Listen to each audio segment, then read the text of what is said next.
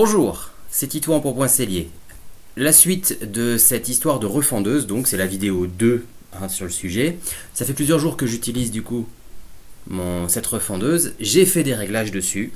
Alors je vais vous expliquer un petit peu ce que j'ai fait. Donc pour rappel, c'est une refendeuse que j'ai trouvée. Maintenant je peux vous dire le prix, je l'ai retrouvée. Donc c'est 45 euros. Une refendeuse à 45 euros, j'ai jamais vu ça. Donc ça a l'air assez brut de pomme comme ça, mais en fait ça fait super bien le taf, les finitions sont bonnes. Alors, ça n'a pas la classe des vieux outils ou de certaines autres refendeuses, mais au moins ça fait le job, il n'y a pas de problème. Alors avant toute chose, avant de tout faire n'importe quel réglage dessus, vous enlevez la lame. Donc, pour enlever la lame, petit rappel, on a une vis, on a deux vis, et on a ça, une clé Allen qui est fournie pour justement les dévisser. On retire la lame, comme ça on prend pas de risque et on évite de se blesser. De là, moi ce que j'ai fait, je trouvais le ressort trop dur la dernière fois.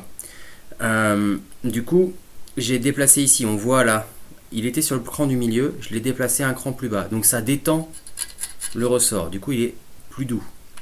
J'ai fait aussi un truc, donc pour le faire, j'ai d'abord retiré le ressort de cette tige, ici, et j'ai dévissé, je l'ai déplacé d'un cran et je l'ai remis. Alors c'est un peu sous tension, c'est pour ça que je dis faites attention au doigt, retirez la lame, faites pas de bêtises. J'ai aussi baissé ici pour qu'il se rapproche.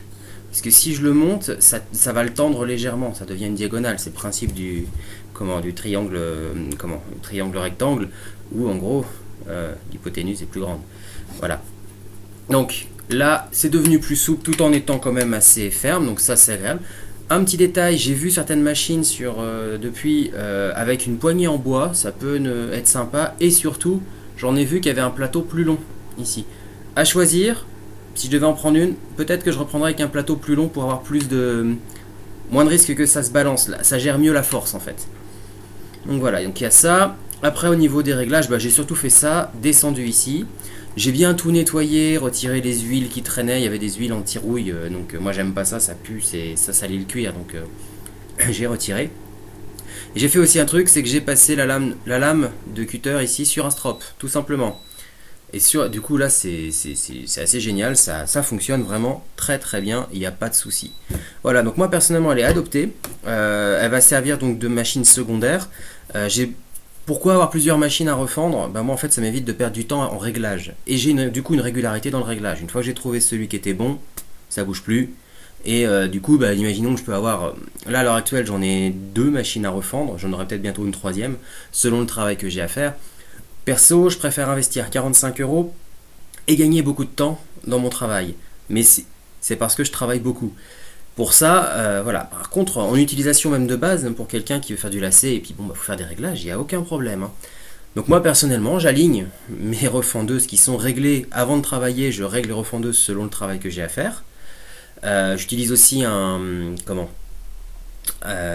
une sorte de guide d'épaisseur qui me donne vraiment c'est un trousseau avec toutes les épaisseurs. Je le glisse dedans. Alors faire attention ici parce que faut pas abîmer la lame avec, donc c'est vraiment juste le mettre pour avoir la bonne, repérer le bon aux notes.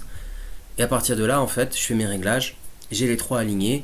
Et quand j'ai besoin d'affiner un lacet, ou un lacet ou une sangle ou quoi que ce soit, je passe dans la première pour désépaissir le plus gros, ensuite dans la deuxième pour retirer encore une couche, pourquoi pas même dans la troisième pour atteindre le niveau que je veux. Voilà, l'idée elle est là en fait, c'est que j'ai pas besoin de tripatouiller les réglages et de perdre du temps avec ça, au risque en plus de pas avoir toujours le même. Là, j'ai toujours le même réglage selon ce que je travaille.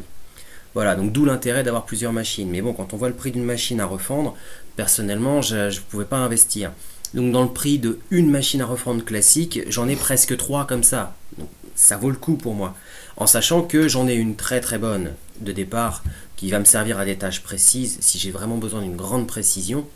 Et j'ai celles-là en fait qui fonctionneront très bien pour l'affinage de base ou même intermédiaire. Où le gros et l'intermédiaire peuvent se faire avec ça marche très bien, il n'y a pas de souci. Donc voilà, donc mon retour moi sur ces machines-là, c'est bien solide, c'est robuste. La seule fragilité c'est la lame de cutter, mais à la limite c'est une lame de cutter, donc je veux dire ça se change facilement. Donc voilà, résultat, moi perso, je prends, pas de souci, je prends, j'utilise et ça fonctionne. Bien réglé, là elle est vraiment confortable, là elle est bien. Voilà, j'ai fait des essais, ça marche super bien. Voilà, je vous dis à tout bientôt, ciao.